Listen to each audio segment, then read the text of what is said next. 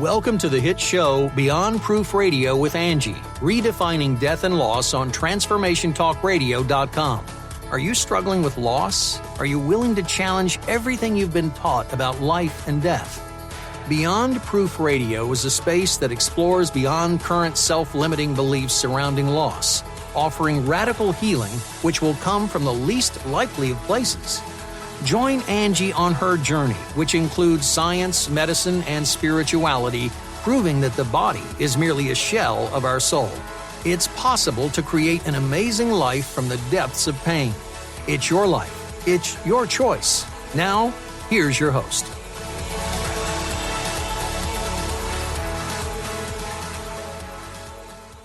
Let's go ahead and get started.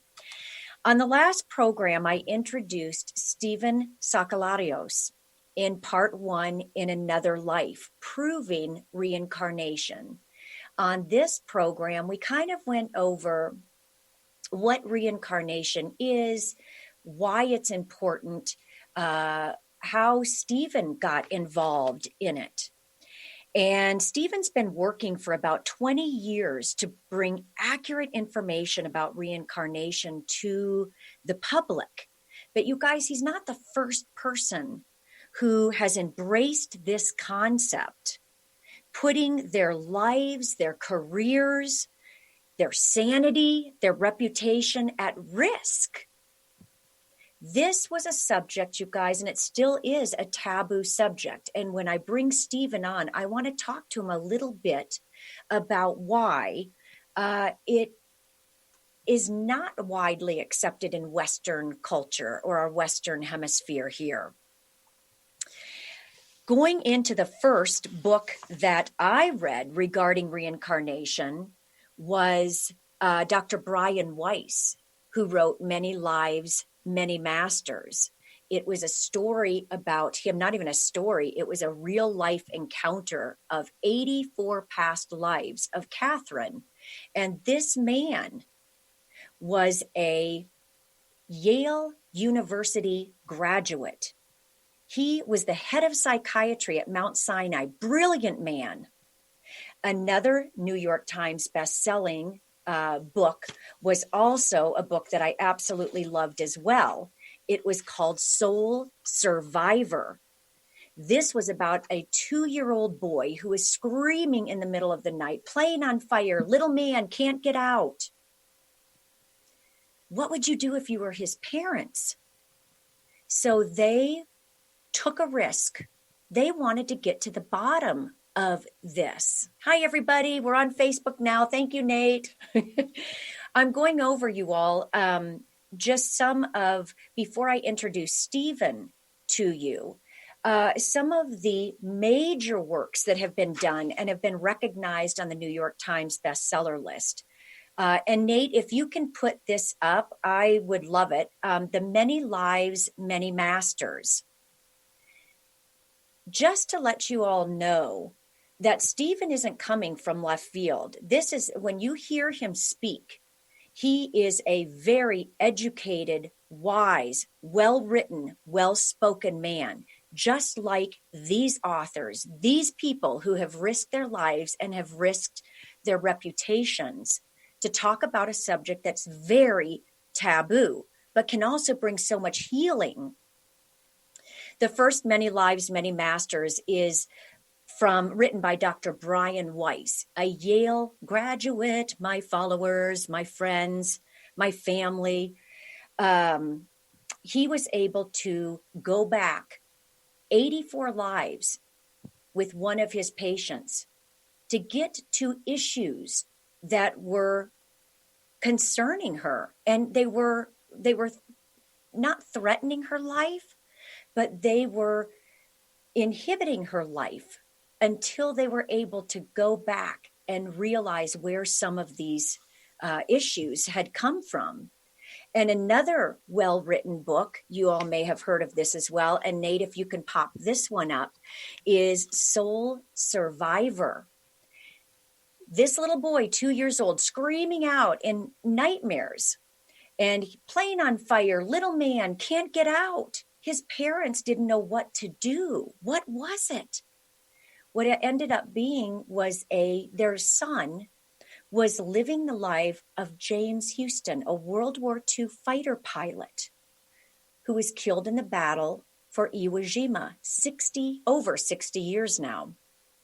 And in Soul Survivor, readers will come to know and believe, I love this, so I have to read it, in the special child who harbors the soul of a man who died in 1945. These people were willing to come forth and share this experience, no matter how crazy, woo-woo, whatever you call it, is out there, you guys. And my special guest, Stephen Sakellarios, is no different. A well-read man, a well-authored man, well-written, and speaks beautifully. And with that, I want to introduce Stephen Sakellarios. Welcome, Stephen, to my program, to Beyond Proof. Hi, Angie. Thank you for inviting me again. Yes, again. And I want to start with, Stephen, your book, Reincarnation Can Be Proven. This book that you wrote, was this a summary of the books that you've written in the past regarding Mathew Franklin Whittier? Yeah, and one of the reasons I wrote it was that the ebooks were a bit hefty, and I think people didn't like ebooks very much. And there were any number of reasons I thought, well, why aren't these selling? And so I decided I was going to address all the problems all at the same time, which is to say a print book that's small, it has a punchy cover, and a punchy title, and let's see how that does. So we'll see. I was going to say I like what you said about risking my career and reputation and sanity. I say my career took a hit, my reputation took a hit, and the audience can decide about the sanity part themselves. And I think we've all got to be a little insane. But you know what? And this, Stephen, talk about this just a little bit. I know it's going off course a little, but okay, why? Because I will tell you, every religion believed in some sort of reincarnation. Correct? Yeah, the esoteric side, the initial, among the intimate disciples, I think it was understood. But you can even see that in the New Testament, because they asked Jesus, why was this man born blind? Was it his parents, or did he sin? In other words, did he sin or did his parents sin? Which is to say, is it karma or genetics, whatever it is passed down, or did he do something? Well, they don't mean he sinned in the womb. They mean in a past life. It's clearly inferred that the disciples understood reincarnation. They understood it so well, it wasn't even worth debating. See? So why do you think that the religions took this main component out of our belief system and made it now seem woo-woo and taboo and witchcraft and witchery, and it's got such a negative connotation? Well, that was a power play by emperors and governments, and people in power that did that. And there's some speculation that it was easier to control the people if they, took it out and people thought there was only one lifetime, and their whether they avoided hell or not depended on the priests, on authorities, and it was a lot easier to control people. That's one theory, but, I can't get in their mind and say for sure why they did it. But clearly what happens is that the esoteric view, which is the same perennial philosophy that's been taught down through the ages, is too powerful for ordinary people. It requires too much personal transformation. They can't assimilate it. So it has to be watered down for the masses somehow or other. Right. And you have done a beautiful job. Is it right? Was it the Mathew Franklin Whittier, which we'll get into, and you can explain to us who this person is, because when you all hear about him, I'm very curious as how he crept into your body. It's going to be it'll be very interesting. But my question, is it true that the first, because I didn't get a chance to look at it, the in his own world, in his own words, in his own world, were those like 3,000 pages of just combined? Yeah. Wow. It's all evidence. And what happened was I set out to write. When I first started the first book, I remember thinking to myself, well, I've hit 200 pages, so at least it's going to be big enough. And that because when you look up Mathew Franklin Whittier, who was the younger brother of the poet John Greenleaf Whittier, you can't find very much on him, very little. And then what you find on him, is marginalized, and it's not a very favorable picture of him, but there's not very much. He's only supposed to have written one series that was about maybe 70 pieces over the course of his life. Right. I found at the end, I found 2,100 pieces he wrote in all genres, dozens, if not hundreds of different pseudonyms. All of it was anonymous, and his whole life unfolded. The more I dug, the more I found, to the point where I just had to keep adding things. So let's back up. First of all, you mentioned that you have done rigorous methods, your methodology.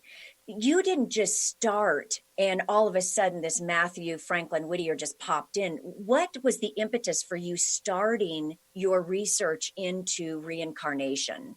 Well, that started when back in 1997, when I decided to do a documentary on that subject.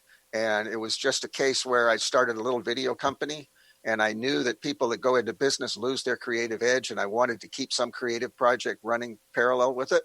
So I just woke up one morning, I knew that was the topic. So that's how that got started. But I had studied reincarnation in Eastern philosophy for years, since I was like 19 or so. But I didn't know that any research was being done in Western world and Western society until I started this documentary. I started researching, and then I found Dr. Ian Stevenson and his work with children, and I found Peter Ramster, who uses uses hypnosis rather in Australia. And I found people like myself trying to prove their own past lives. And I also found out about past life therapy, and some of those cases were very strong, like James the Submarine Man, Bruce Kelly. The therapist was Rick Brown, I believe. That's a very strong case. And the one that you mentioned with James Leininger. So, and Dr. Weiss, so there's a lot of work that's been done.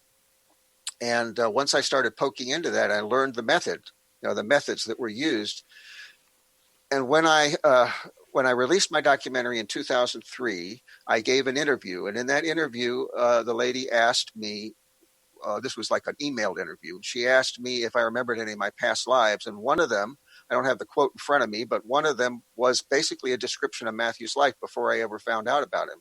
A writer, among the romantic poets, but not one of the famous ones, but still kind of in the periphery in that circle, And so 2 years later, I was poking around the internet looking for the names of female writers, because that's what a psychic had told me, that I'd been a female writer on the West Coast around 1930.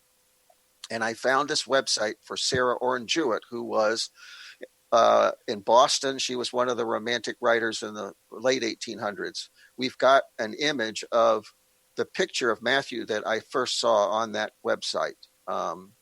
It should be, let's see, MFW on Jewett website, if we've got that.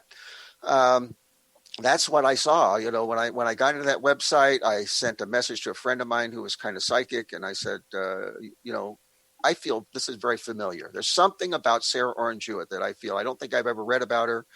And he sent back the link to this page, and as soon as I looked at that image of him and looked into the eyes, I said, "This is me." I felt that. There is a huge resemblance, by the way. Yeah, it's very similar. We have a comparison picture up here too. MFW. Let's see. No, it's anyway. Got it. You got it. Okay, very good. All right. Excellent. So Thanks, Nate. yeah, so it's very similar, except the end of the nose is a little different. And Mathew made fun of his nose quite a bit. So Nate, I'm seeing your screen, by the way, for what it's worth. So he had this bulbous tip on the end of his nose, and it was a little longer, and he used to make fun of that. But when I saw that, I had the feeling that he used to kind of, when he was deep in thought, he would rub the tip of his nose with his, like that with his thumb and forefinger, unconsciously wanting to get rid of it. See, so I think he did get rid of it. So oh my if gosh. there's something you don't like, maybe you can get rid of that next time. Yeah, another what is that called? Psychokinesis. Something like that. Yeah, because that's really if you look at the picture, that's really the only difference, especially that comparison picture. I was mid-30s and Mathew was mid-40s, so pretty similar. So in 2005, then you're doing the research, you're noticing, and there's some resemblance or whatever. So at that point, Stephen, how did you start going down the path of researching him? Was it just a feeling at first? Was it a nudge that just led you to? Oh, it was really powerful. No, I knew. I didn't really start researching it in earnest for about 4 years, but I knew it immediately as soon as I saw that. So what I did is I got information on John Greenleaf Whittier, and read what little you could find out about Mathew. And I found out that he wrote some satirical character, kind of like Archie Bunker, which he called Ethan Spike. And I found all of those. As soon as I got, there's one biography about him. It's a student thesis. I got hold of that. And on the back of that is about 4 or 5 of these Ethan Spike satirical pieces. And as soon as I got hold of them and looked at them, it came to me very strongly. I said, he used to embed a great deal of his own personal life in code in these things, and that turned out to be true with Bells On. I mean, everybody writes from their own experience, but he would secretly embed these intimate details of his life, especially his first wife, Abby, who was his soulmate. Their whole story is in all of these seemingly humorous pieces. So I was able to get what amounted to an entire autobiography out of that. Plus he wrote travel logs, and those are basically published diaries. So there's a lot of information in that as well.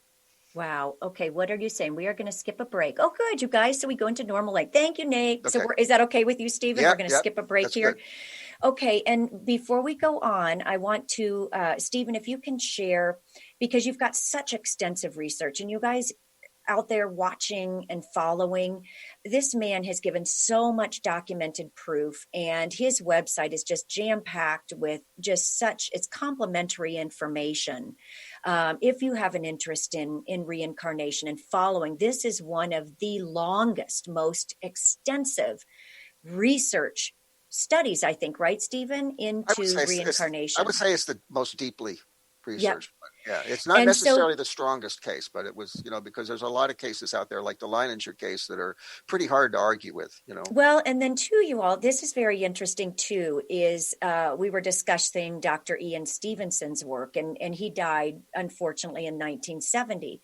But he actually traveled the world for 40 years and 3,000 children's cases of past lives, and these children being able to bring up. And so this is not a new subject. This is something that people have been studying. I'm so honored to have you on my program, Stephen, to bring it to the awareness and to the forefront of this, in a way, consciousness. And so, Stephen, can you tell my audience, where can they find you? How do they get a hold of you?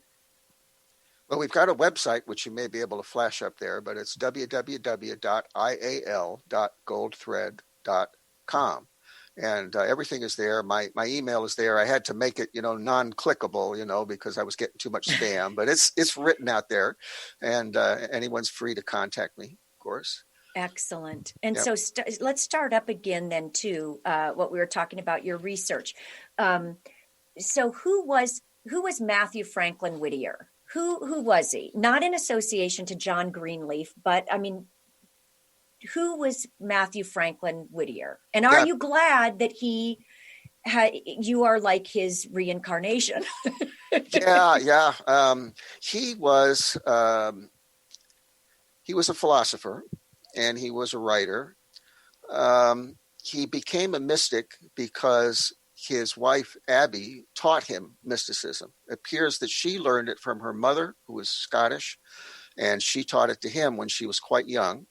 She became his tutor. This is all things I figured out, and I can't get into the proof of it because nobody knows this story. But when she was quite young, she began tutoring him because he couldn't get an education. He couldn't get his father to agree to send him to college like his older brother. So he ran away from home at age 12. At that time, he was already publishing in a major Boston newspaper, the New England Galaxy. He began publishing in, it's the Advocate. New York City Advocate, I think it is. I don't have the name exactly right. In New York City, and also in another paper in Pittsfield, Massachusetts. So already at age 12, he was publishing, So he ran away from home. He spent some of his time in New York City, some of his time in Boston, and went from there. By age 16, he was editing a paper up in New York City and helping his brother get a leg up by republishing his brother's poetry there. But he became deeply involved in the abolitionist movement, especially when Abby convinced him of that. Before then, he, being a Quaker, he was in favor of the colonization solution, which meant sending slaves back to Africa. And the reason he was in favor of that was because he was afraid of a bloodbath if the abolitionists incited slave insurrections. But Abbey convinced him that, there was no use in waiting, that it was a travesty and it needed to be directly addressed and it needed to be stopped. So he was associated with William Lloyd Garrison, who was quite radical. Abbey convinced him of the abolitionist position. He was involved, or at least connected with people in the Underground Railroad. So he kept a very, very low profile. Even when his works, he published everything anonymously, almost everything. And even when his works were plagiarized or somebody else took claim for them, somebody else said that they were written by another person, he couldn't come out and fight that because he couldn't come into the public eye. He couldn't come into public scrutiny because all those people operating the Underground Railroad, see, he was connected to all those people. It would be life and death for them. So he was a very secretive person and brilliant, I think. I can write like him. I've done it a few times just to see if I can do it, a humorous story and a piece of poetry. But he was like one of these people that just sparked off ideas. And then other people would jump in and, like a feeding frenzy and kind of run with it and steal them and use them and imitate him and everything else. But he was like the idea man. His personality was more mercurial than mine was, and maybe a little less mature, and maybe to begin with a little cockier, but he could just fire off these brand new ideas and he'd get bored and start something else. Meanwhile, all his imitators were busy milking the first thing dry and he was already on to something else. He was a deeply ethical and moral person, and he strove his whole life to use his talent for social reforms. Things like to eliminate debtor's prison. He wrote a book about that, to eliminate slavery and, many other things. So he really dedicated all of his work to trying to better society, but he kept out of sight. So do you think his soul then picked you? Oh, no, it's me. It's just me. It's you. It's just like it was me at age 14 or age 5 or age 30. There's only one life. See, that's the problem. And you're not that different. This is what I think is fascinating about my study, is because I have things I wrote and I have a lot of things Mathew wrote, I can compare those things. And I can show that certain things change. The physical personality is a little different, as I said. I may or may not be quite as smart as he was. I don't know. Certainly not in the all-rounder sense, because I know he could do math and I couldn't. But I told my son, I said, you know what? I said, I love you. I'll help you in any way I can, but I'm out at 5th grade math. Yeah. I'm at least maybe even before that. So, but he could do math. But the higher mind is exactly the same, and I can show it. I can demonstrate it, which means his sense of humor, the way his mind works, his values, his attitudes. And I can read his writing and it's exactly the way I would put it. And I can even anticipate, I can also feel what he really, really liked. When he hit, anybody like a musician or somebody that's composing music and there's just, or a photographer, because I was into photography. If you get a shot that you really, really, think this one really works, I can tell when Mathew felt that way about his writing. And I can predict that he would reuse those things. And in fact, he would, So it's the same person. The only difference is I have a different body and I have amnesia, which means I cannot remember from that lifetime, just like I can't remember before age 3 in my childhood, even though it was me. So it's the same person. I love that. And so, Stephen, if do you believe we're all, every single one of us, whether we believe it or not, do you believe that we are incarnate or reincarnated? Yeah. And according to my spiritual studies, it's millions of times, not just thousands or hundreds. Yeah. You said this last time. Well, how many did you say? I think you had it down to a number. 8.4 is what my guru said, I believe. 8.4 million human lives and more in the lower kingdoms before that. Have you studied anything like in what happens when you die? Like, did Mathew Whittier have the opportunity? Did you have the opportunity to come back as Stephen Sakellarios? Did you want to come so that you could keep his voice moving forward and his works being pushed forward? I can guess that's what I feel, is that I reincarnated partly to restore that legacy. And the reason is that he realized that it was a mistake to stay hidden like that. Of course, he did it partly for, because the pro-slavery people would be after him. Right. But he also did it because I think that he felt that it was modest, that it would avoid the sin of pride. And I think Abby taught him that too. But what he realized was that it's a mistake. You should go ahead, take credit for your work, not let it get to you, but also not let other people steal it. Because when other people steal it, they drag it through the mud, Right. Yeah. And we have about 3 minutes. And when we come back, I do want you to talk about the most popular, most well-known poetry and poets, and where it came from, and it got stolen. Well, here's where my sanity comes into question. so this should be interesting. We can decide whether the career and the reputation and the sanity have all suffered. Yeah. But this will be interesting. And so again, you guys, thank you for joining us today. This is my first Facebook Live. Stephen, thank you. I call you my guinea pig. But you can reach Stephen at IAL, that's In Another Life. That's what that stands for, In Another Life, IAL.goldthread.com. And when we come back, we will go into some of the works that Stephen, you believe that were kind of plagiarized and stolen from Mathew. It would take us all afternoon, but we'll get into some of the big ones. Yeah, we'll do a couple because I want to get into your relationship too with Abby. I think I think my listeners, my followers would really like that as well. So you all, thank you so much. We'll be right back.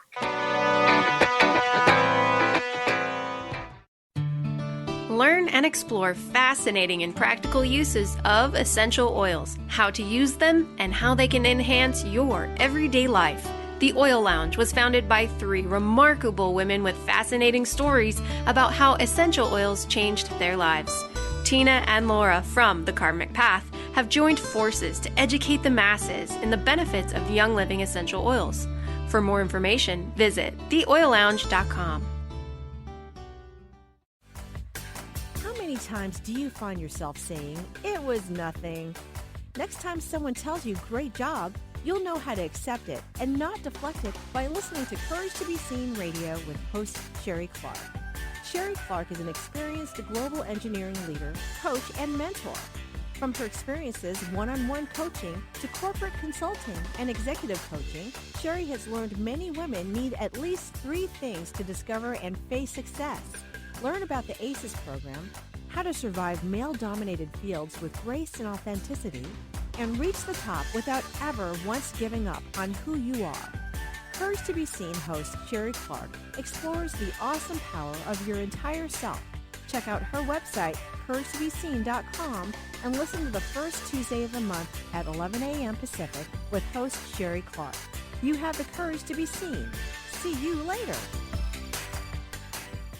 Right now, ask yourself, how far are you from your dream? Are you closer today than yesterday?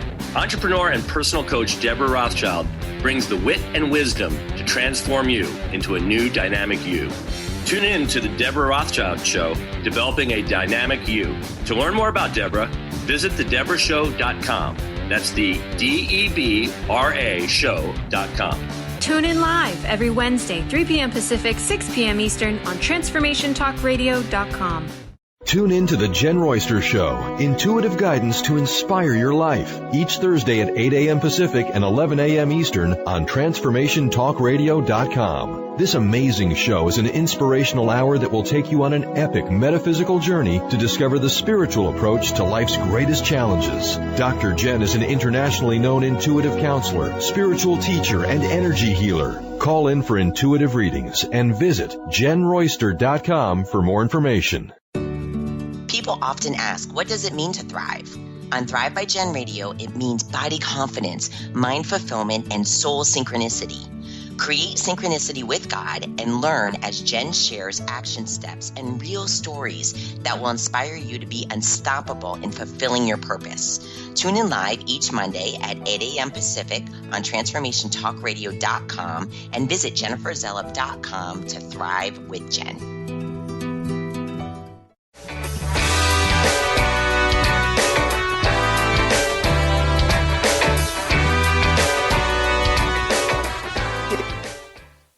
Hi, everyone. Welcome back to Beyond Proof Live on Facebook with my beautiful guest, Stephen Sakellarios. Hi, Stephen. Hey.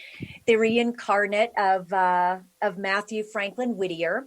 And before break, I lied. We are going to get into the famous show, famous book, whatever, in a moment. But Stephen, I want to be very clear as well. And this is where I kind of wanted to go into the methodology that you have used and the stringent protocols you used on yourself to make sure that this was accurate and you could share it with the public. Can you go over that a little bit about how important it was for you to be accurate? Yeah, I had studied, of course, Dr. Stevenson and Dr. Ramster and people like Captain Robert Snow, who was he was the head of homicide investigation for the city of Indianapolis, a professional detective, and a woman named Angela Grubbs, who was a research attorney. These people were professional investigators, either on the legal side or the scientific side. And I wanted to do my study to the same high standards and with the same methods. So it's very simple, really. What you want to do is you want to have an impression, a past life memory. You want to document it. You want to document it and date it in such a way that you can prove to people that you did, in fact, have that memory at that time. You can share it with other people. You can publish it online. That statement that I made about my past life in that interview, you can go to archive.org's Wayback Machine, put in her website, and you can see exactly what I said in 2003. So I couldn't have fudged it. This is the point. I love that. Okay, good. Then once you've got these things documented and preferably publicly documented, then you go into the deep historical record where you could never have possibly run across the information before, and you find it and you prove that that what you said was correct. That's the ideal. And I was able to hit it a few times to beyond any reasonable doubt. Right. I have 4 or 5 that are so strong that I know it's a real case. That's what I wanted to do. The rest of them have to be seen in that context. We know it's a real case because I was able to prove it with 1, 2, 3, 4, 5 memories. And the rest of them I can't prove quite as strongly, but they have to be seen in the context of these other ones that were proven. Okay, so that's basically the method. So when you talk about the methodology, did you go through hypnosis or past life regression to get that first memory that you're talking about? Some of them I did, and some of them I didn't. I used a mix. So I used hypnosis. I also used 2 psychic mediums. And then the rest of it was things that I was exposed to myself. What I did is I had a volunteer researcher working with me, and she would do research on Mathew, find some obscure thing. She'd send it to me in email, and I would react to it, either emotionally or intellectually or by, whatever reaction I had, I would share that. And then we'd go look for it to see if we could find it. So that was in normal waking consciousness. And a lot of my study deals with, what happens when you're exposed to something from your past life in normal waking consciousness. And this happens to people. There's stories of people who were driving through the country and all of a sudden they're like, wait a minute, I know this. And they know where the church is and they know how to get to, they know their way around and everything. So that has happened to people. The trick is to prove it. Right. Yeah. So you're saying then once you get the nudge, once you learn from either mediumship or from past life regression or through hypnotherapy, there is that nudge that you get the little twinge, because I've had this happen a couple of times. I have not researched it in the depth. So if I take little pieces, little segments, and just start documenting that, and then what do you do at that point? And this is for my followers and those who are watching, is I know that there are certain things that keep presenting every single life I come into. Can we go, and once we acknowledge that, Stephen, is it possible that we can overcome some of those issues if we just acknowledge where they've come from? Well, yeah, acknowledging helps a little bit. Like, for example, I have some sore spots on my back, itching spots on my back, and I think that they came from being flogged in a lifetime on a ship. Oh, wow. But yeah. I would, and knowing that, saying to myself intellectually, that was then and this is now, that was a different body, it helps a little. I think you'd really have to go through it Right. You know, you'd have to be brought through it in order to really cure it. That's my guess. Well, that's where Brian Weiss did with Catherine. I don't know how many. Do you know how many? I don't even know how many years it took. Yeah, but it was. But her colleagues, friends, family had seen her kind of decline, and didn't. And there was no explanation for it. Yeah, no, you can really cure some amazing things with past life therapy. So. Yeah. Once the person's really put through it, you know, and realizes in a very deep emotional way. This is what I was going to say about these recognitions. For me, there were two conditions that had to be there in order for me to have what I would call a flashback.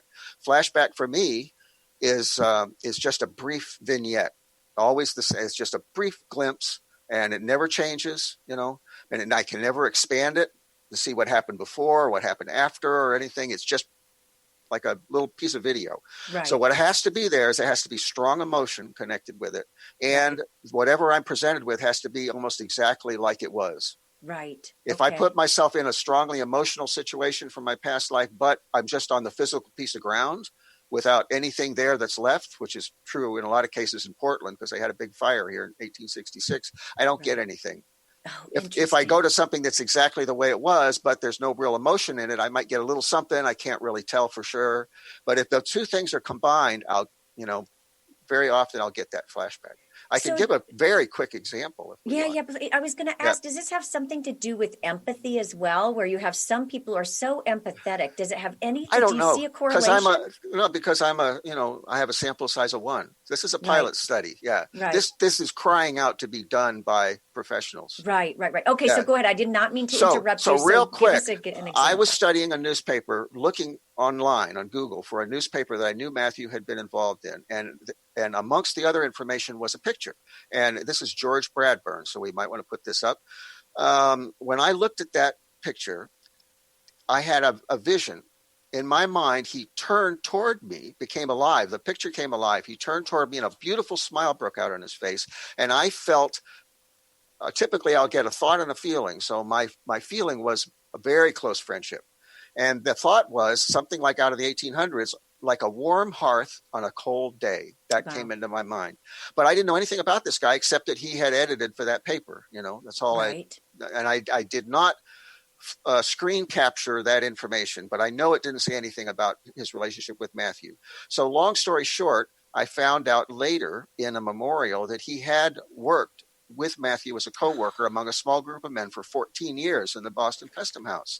So, and they had all these things in common. They were abolitionists. They were spiritualists. They were deeply spiritual men. They both had a sarcastic sense of humor. So I can't 100% prove they were best friends, but it's pretty obvious they would have been for over 14 years. Interesting. I love how you find the breadcrumbs and follow them. Yeah, that's so great. Yeah, I was just looking, I just kind of stumbled on it looking for this newspaper, but that was pretty strong. It's pretty strong evidence. Stephen, do you think too, like if people have such a connection or a feeling from cities, like maybe they see it on television or in a movie, and it's just a really strong feeling, like one, I've been there before, and two, I feel home. I think that reincarnation is a much, much bigger part of everybody's life than they realize. The only thing is you've got amnesia. That's it. You've got all the emotions and your higher mind is working the same. The only thing is you don't have the memory. So it's just like a guy walking around with amnesia who's still the same guy, or woman. And I would say that you can't have that feeling unless reincarnation is involved. Not only that, I would say that you can't get you can't work up any interest in anything unless reincarnation was involved. If somebody's really into trains, like I work for an organization that runs an antique train, I would say every single one of the people that volunteers for that has had past lives. Wow. Where they love trains, No, it's the only way you can get interested. Right. That's that nudge. I talk about that nudge. Do you follow that nudge or do you just shut it up and quiet it down? Yeah. So before a break, we only have about 3 minutes before break, but I do want to get into what you had shared about your evidence that kind of proves that Mathew and his soulmate, Abby Poyen, were the original authors of A Christmas Carol. Yeah, that came up gradually, except that in 2006, a year after I found Mathew, on my online blog, so this is public dated record, I said I don't know where this fits in, but I'm going to say it just in case it ever means anything. I have a feeling that Mathew had something to do with the writing of A Christmas Carol. That's what I wrote in my blog in 2006, and then I forgot about it. Right. And then quite some years later, I said, let's look at this. And I was scared to look at it because I thought, the dates are going to prove me wrong, But the more I looked into it, the more obvious it was. And I looked deeper and deeper and deeper. And every time I looked deeper, it fit more strongly. For one thing, I found a letter that Dickens acknowledged from Mathew. So I know that they had contact. Wow. Then I found out that Mathew was personal friends with Oliver Wendell Holmes, who was very much closely involved with bringing Dickens to Boston and having a big dinner for him. So Mathew was friends with him at that time. He definitely would have been invited. He definitely would have been introduced. So it went on and on and on. The more I looked, and it's so crazy that nobody will pay any attention to me. Nobody will even take it seriously for half a second. And yet I've got all of this evidence pointing to this thing. And we've got 2 minutes, Stephen. Okay, write that down. Say it. Go ahead. I don't want to cut you off.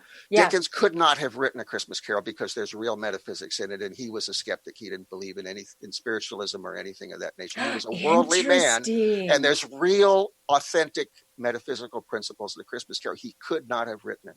Right. Wow. No less than 6 weeks, which he claimed to have done. Oh my gosh. Oh, yeah. How interesting is that? I won't cut you off there, but I do want to, let's come back to that because I do want to share. I do want you to go into a little bit, and I'm trying to find, where's my paper? Sorry, guys. If you go to Stephen's website, Stephen, I think that I can't find it. I think you go back as far as 2001, your blog does, right? Yeah, I think so. You are one of the most engaged.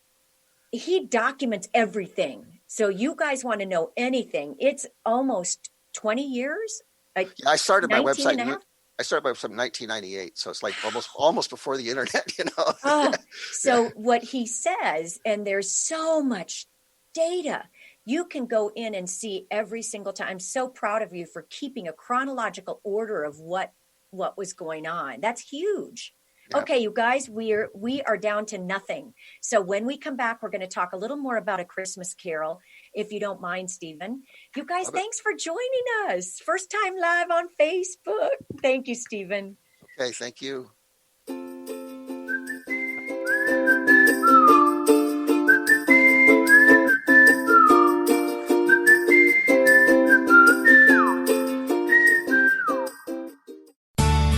How powerful your thoughts and beliefs are in determining your experience of your life?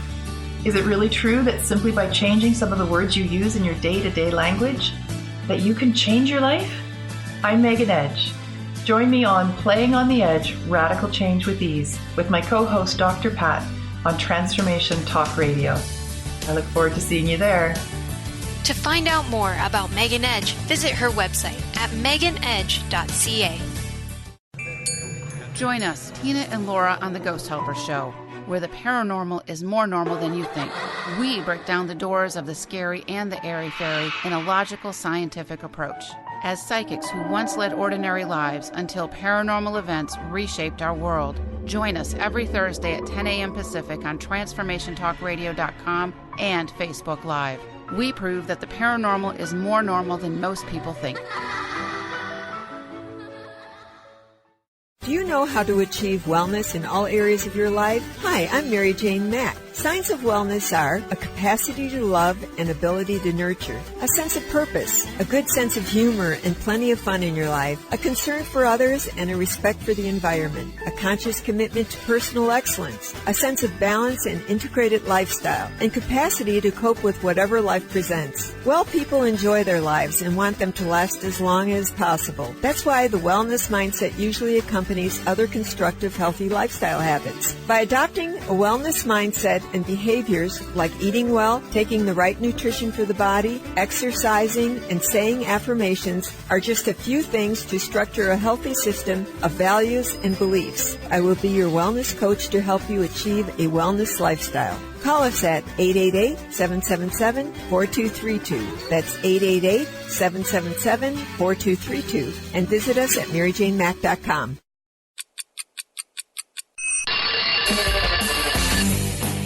Coming to you live on TransformationTalkRadio.com is the Brilliance Ultimatum. Time's Up with Claudette Rowley. Powerful conversations, practical innovations, and transformative solutions as Claudette and her guests delve into the possibilities and what she calls reality resistance. Join the cultural revolution and annihilate obstacles. Check it out at culturalbrilliance.com.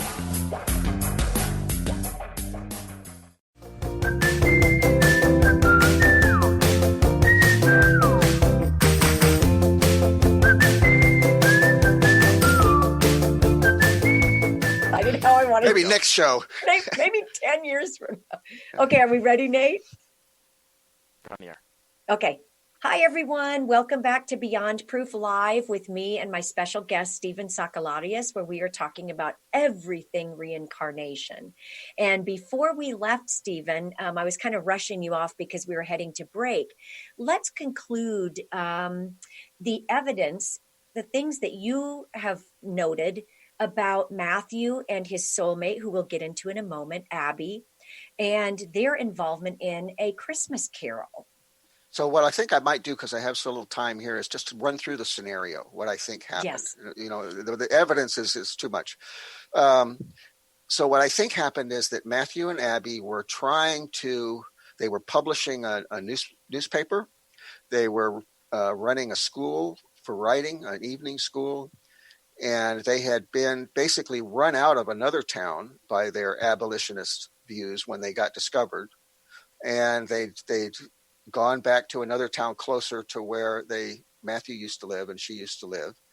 And they were getting persecuted there. I have plenty of evidence for that. There were like young women that were throwing stones at the windows at night, apparently because they thought she was a witch, and against their anti-slavery views. So they were being persecuted.